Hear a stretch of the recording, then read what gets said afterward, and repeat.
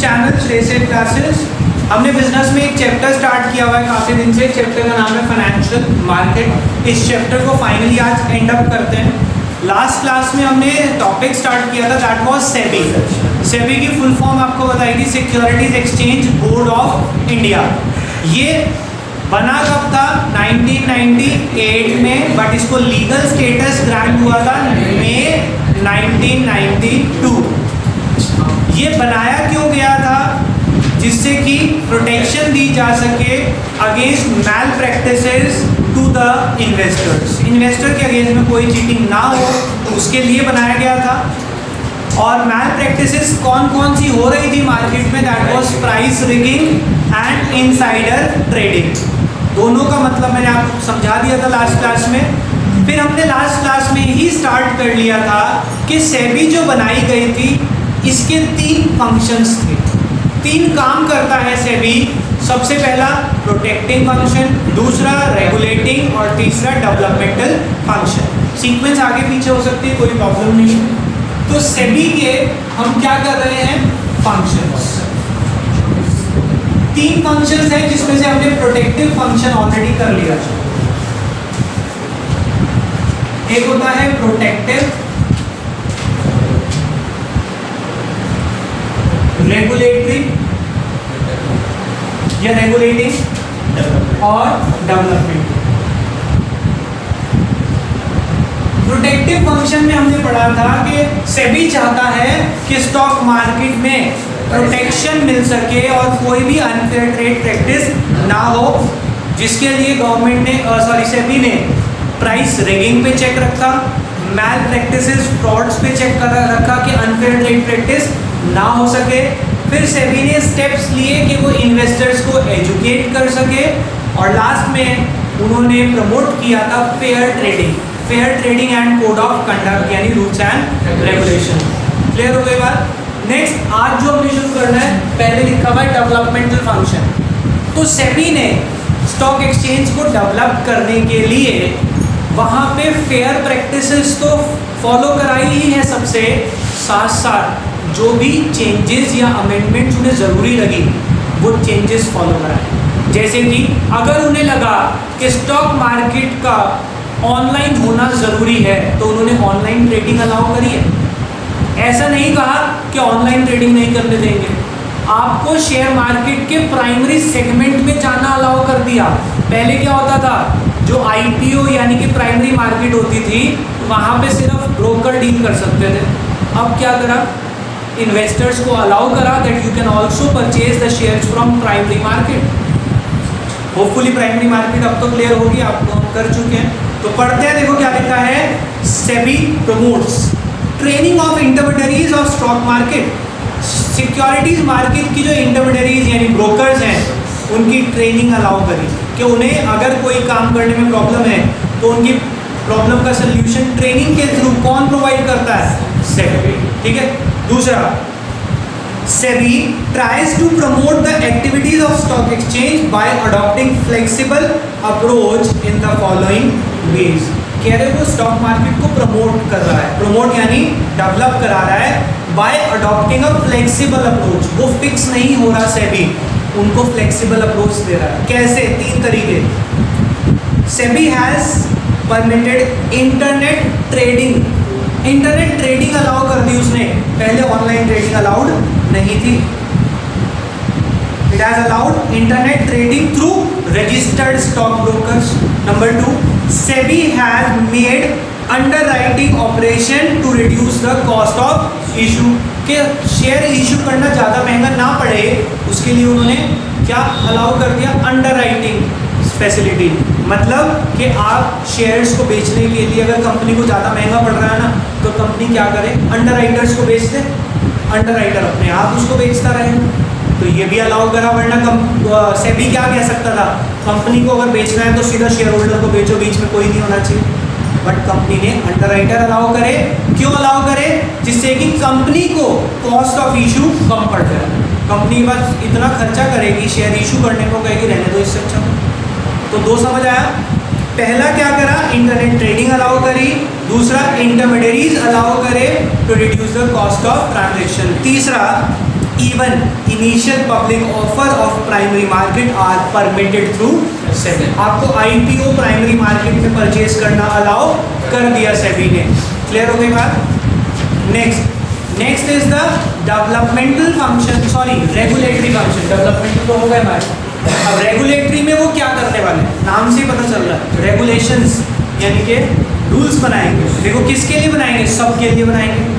देखो SEBI has made rules and regulation and code of conduct to regulate the intermediaries। Intermediaries को regulate करने के लिए such as merchant, bankers, brokers, underwriter etcetera, सबको regulate करने के लिए बनाया। ठीक है।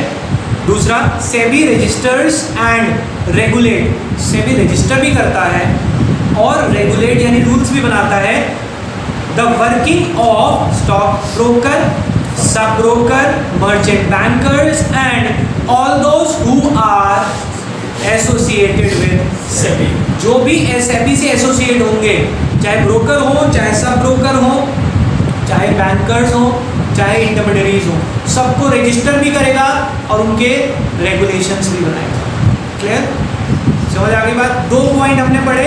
पहला has form rules and regulation, इसने क्या बनाया, rules and regulation for rules and regulation and code of conduct, तीनों चीजें, rules and regulation and code of conduct for intermediaries such as bankers, brokers, underwriter etc. bankers, brokers, underwriter। दूसरा it register and regulate। पहले में rules and regulation बनाए, दूसरे में register and regulate किया। किसको, broker, sub broker, merchant bankers and all those who are associated with SEBI। Third point SEBI register and regulate the working of mutual fund. Mutual fund को भी कौन चलाता है, म्यूचुअल फंड के भी rules कौन बनाएगा, क्लियर। पहले में रूल्स एंड रेगुलेशन बनाए intermediary such as banker, broker, underwriter. दूसरे में रजिस्टर एंड रेगुलेट किया broker, sub broker, bankers and all those who are associated with SEBI। तीसरे में रजिस्टर एंड रेगुलेट किया किसको, म्यूचुअल फंड्स को। चौथे में रेगुलेट कर रहे हैं टेक ओवर ऑफ कंपनी।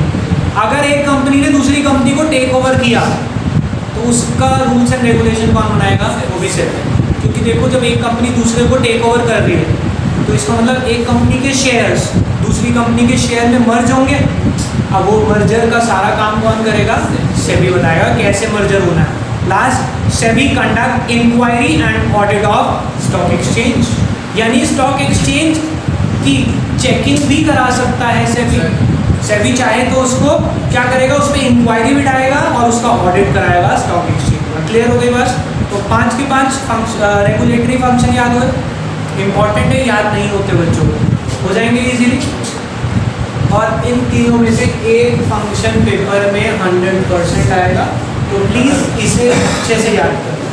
ठीक है, सिर्फ इम्पॉर्टेंट नहीं, ये कुछ टॉपिक हमारे मोस्ट इम्पॉर्टेंट होते हैं, ये उनमें से। क्लियर, आगे चलते हैं। ऑर्गेनाइजेशनल स्ट्रक्चर ऑफ SEBI का ऑर्गेनाइजेशनल स्ट्रक्चर कैसा है, ध्यान से समझेंगे बेटा। इन्होंने क्या कहा, SEBI is working as a corporate sector, यानी कि वो किसकी तरह काम कर रहा है, एक कंपनी की तरह। वो सोल प्रोप्राइटरशिप नहीं है, वो पार्टनरशिप फर्म नहीं है, वो एक कंपनी की तरह वर्क करता है as a corporate sector. Its activities are divided into 5 departments and each department is headed by executive director। कह रहे 5 डिपार्टमेंट है और हर डिपार्टमेंट का एक एग्जीक्यूटिव डायरेक्टर होगा। क्लियर।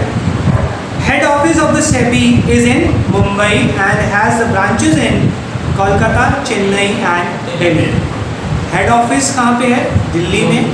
ब्रांचेस 3 जगह, Kolkata, Chennai and Delhi.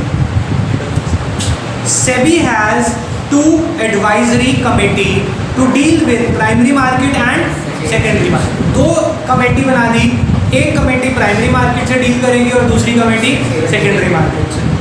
This committee consist of, in committee में कौन कौन लोग होते हैं, number 1 market players, number 2 investors, association and eminent person, मतलब रेप्यूटेड पर्सन होंगे इसमें सारे। क्लियर, 4 लोग, eminent market players, investors, associations and eminent persons. These two committee advises SEBI, कह रहे जो दो कमेटी बनाई है ना प्राइमरी और सेकेंडरी की, ये कमेटीज एडवाइज करती है सेबी को to regulate intermediaries on disclosure requirement of the company. क्या मतलब हुआ कि ये सेबी को टाइम टू टाइम क्या करती है, एडवाइस, किस चीज़ के बारे में एडवाइस करती हैं कि हर कंपनी को क्या क्या डिस्क्लोजर देना ज़रूरी है। मतलब अगर कोई कंपनी दूसरी कंपनी को खरीद रही है तो उसे क्या क्या डिस्क्लोजर देना पड़ेगा कि हम क्यों खरीद रहे हैं, हमारा मोटिव क्या है, और जब हम खरीद रहे हैं तो उसकी फंडिंग हमारे पास कहाँ से है। तो ये सब डिस्क्लोजर रिक्वायरमेंट जो एक कंपनी को देनी पड़ेगी, वो डिस्क्लोजर रिक्वायरमेंट सेबी को कौन बताता है, ये एडवाइजरी कमेटी जो हमने दो कमेटी बनाई ना, प्राइमरी मार्केट की और सेकेंडरी मार्केट की, वो टाइम टू टाइम सेबी को गाइड करती है किस चीज़ में, डिस्क्लोजर रिक्वायरमेंट ऑफ कंपनी, की कंपनी को क्या क्या डिस्क्लोज करना है। समझ आ गई बात। इसी के साथ फाइनली हमारा एक चैप्टर भी खत्म हुआ फाइनेंशियल मार्केट। तो नेक्स्ट चैप्टर करेंगे अगली क्लास में, अभी के लिए बाय।